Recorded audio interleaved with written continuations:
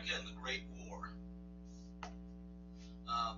Now, Woodrow Wilson is president, and he has an interesting background as far as somebody who assumes the office of the presidency. He was very idealistic. His background, as we mentioned previously, he was very religious, and so he had this really idealistic way of viewing the world and viewing foreign policy.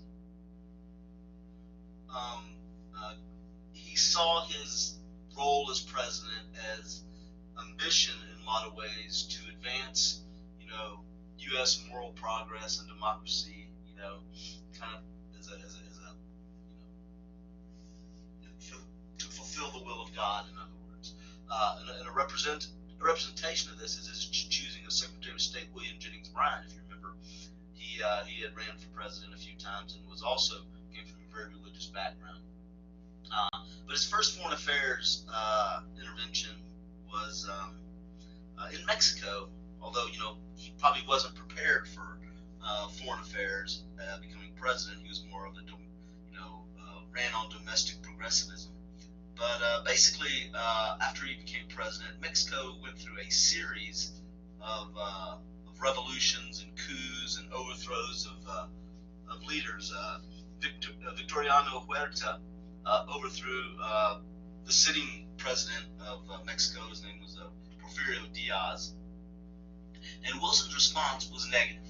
He did not like the fact that this was an undemocratic change of power, and so he did a lot of things to undermine Huerta's leadership.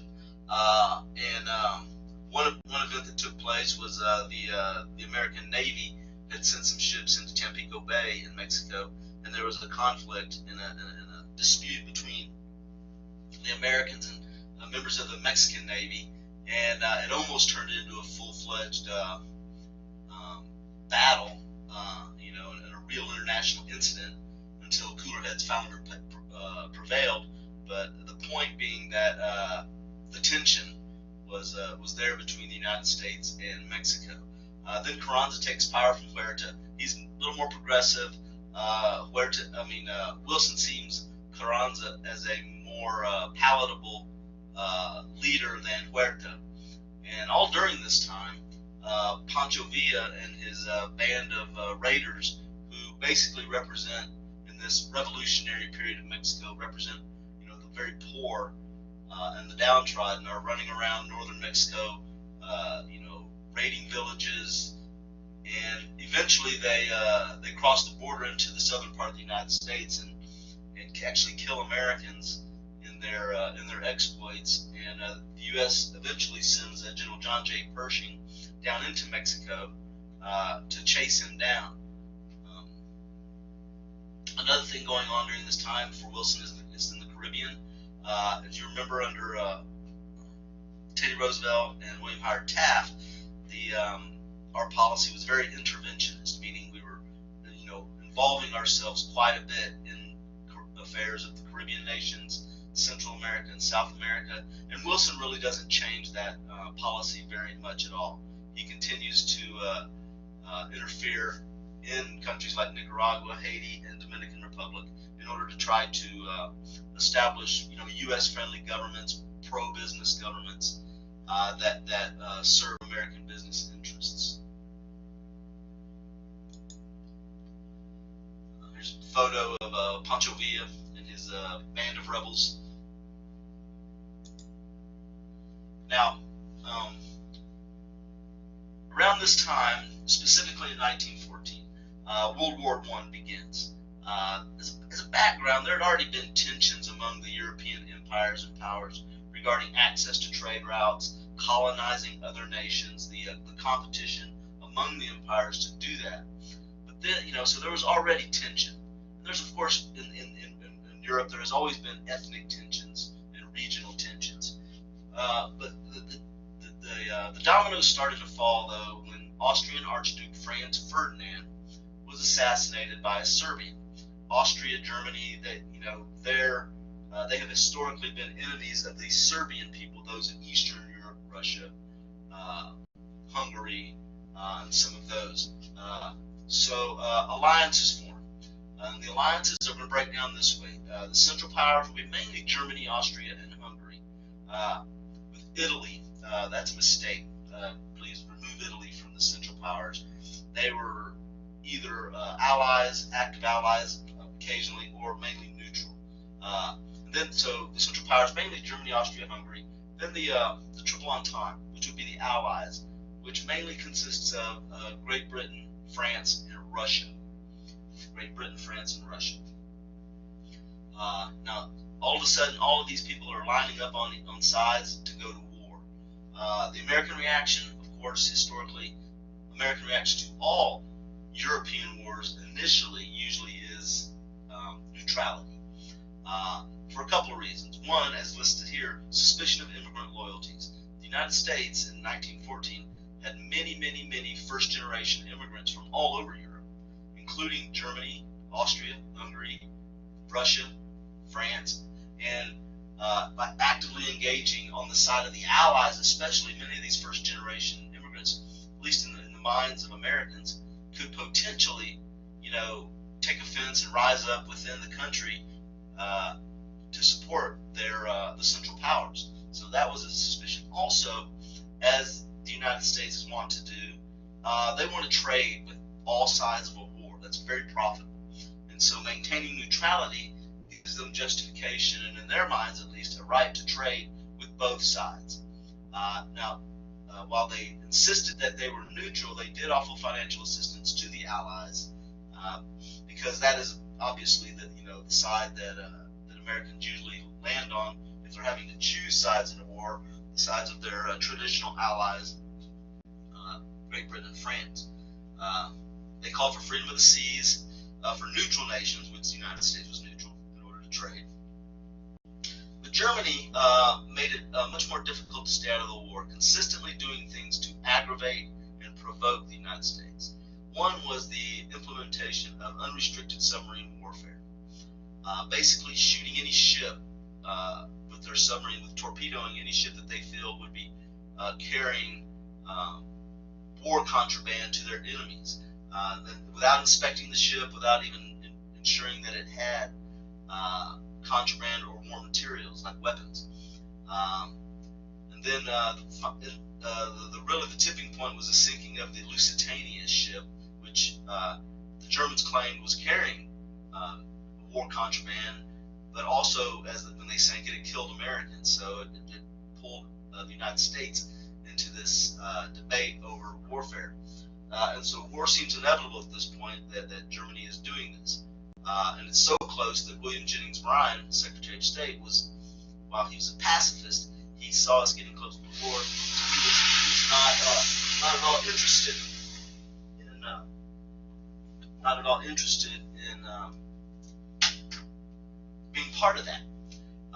But Germany didn't want the United States in the war either, because by 1915, 1916, the war had turned into a stalemate in a lot of ways. And so each side, not really advancing a whole lot, but holding defensive positions. And the feeling was that if the United States entered on the side of the Allies, that it would tip the balance in the Allies' favor. So they issued a couple of pledges to stop unrestricted submarine warfare, the Arabic Pledge and the Sussex Pledge. Of course, they will renege on both of these pledges. Here's a map that shows the Europe in 1914 at the beginning of World War I. As you can see, Germany, Austria-Hungary, Bulgaria, the Ottoman Empire are the main Central Powers. The Allied powers had the great advantage of bordering, especially on the east and the west, both sides of Germany and Austria-Hungary. That forces Germany and Austria-Hungary, the Central Powers, to divide their armies to fight on both borders. And of course, all the green, Russia, France, Italy, Great Britain, are all Allied powers. And then you have your neutral countries that stayed out of the war. Many of them traditionally neutral, especially Switzerland. Now, preparedness for the United States, you have the hawks versus the pacifists. The hawks, war hawks, those in America that wanted to go to war, and the pacifists, those that did not. And these two groups in Congress were arguing and battling over whether to enter the war. But eventually they came to a compromise. They would not actively enter the war yet they would prepare with the Military and Revenue Act of 1916, start raising money and building up the military, building up our military power in case we do eventually join the war. Now, in the election of 1916, Woodrow Wilson is running for re-election. He is challenged by the Republican nominee, Charles Evans Hughes. Both are still running on progressive platforms because we're still in the progressive era. But Wilson has the advantage of being the sitting president and also being able to say, tell the voters that he kept us out of the war, and that's kind of what he ran his campaign on, and he wins a close race. He continues early on in his presidency to try to keep us out of the war. He tries to promote a lasting peace, starts arguing for what will later become the League of Nations. But then Germany renews its unrestricted submarine warfare, and this pushes Wilson closer and closer to war. So he breaks diplomatic relations with Germany, or the Central Powers, Germany, Austria-Hungary, and begins to put weapons and arms, merchant ships, which traditionally were not armed. And then a couple of things happened that forced his hand.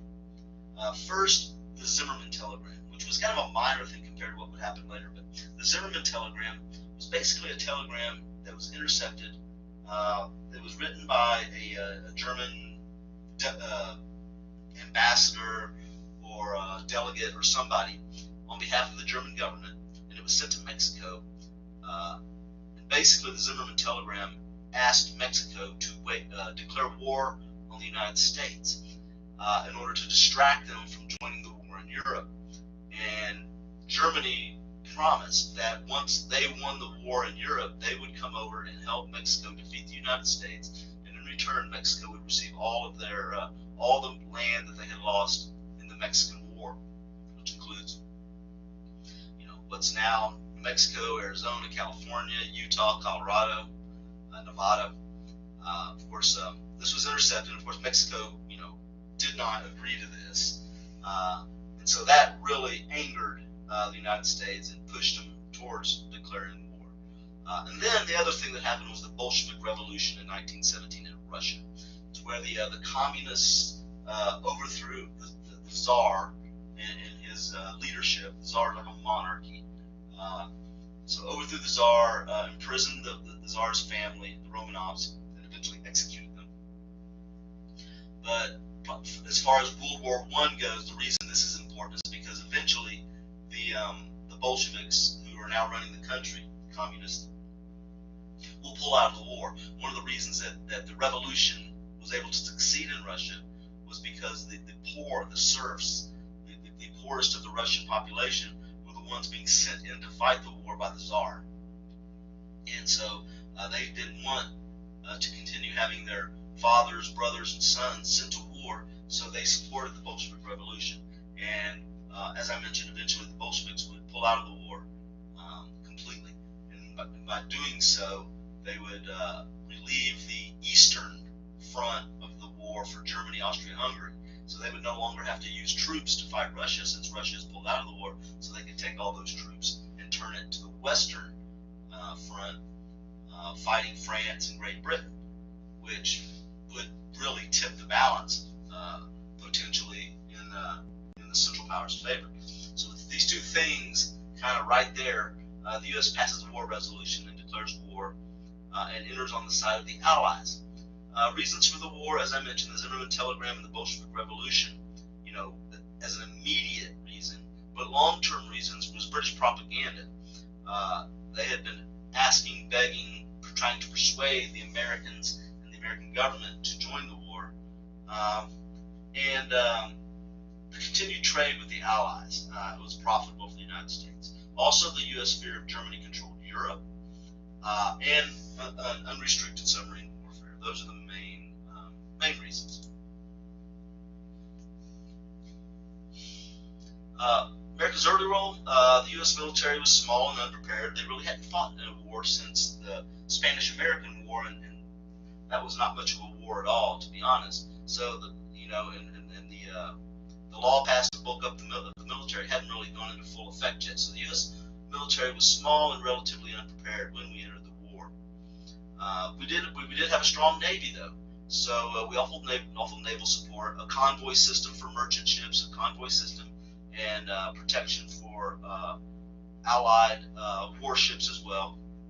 The Liberty Loan Act, an attempt to raise money for the Allies, and then the Selective Service Act, which basically was the draft for the war in order to quickly raise a full army and navy to fight the war.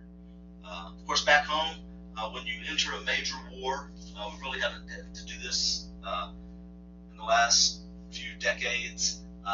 You have to mobilize the home front. You have to do things, change things economically and sometimes socially to support the war effort. And one of the things is the economy. If you are going to war, you have to produce war materials, weapons, ammunition, uniforms, boots, tents, all the things you need, planes, jeeps, tanks, all those things. So what happens is the government takes over the industrial capacity of the country, and this is what the United States did. They established the War Industries Board to regulate the economy and basically transfer it from producing peacetime products to wartime products. So maybe you had a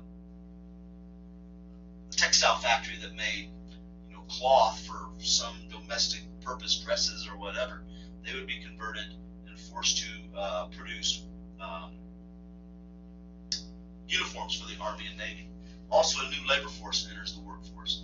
A lot of the people going off to war, being drafted into the war, were people who were working in the industries to begin with. So the industry still had to produce, so people had to go to work. New people entering the workforce, including African Americans from the South and women.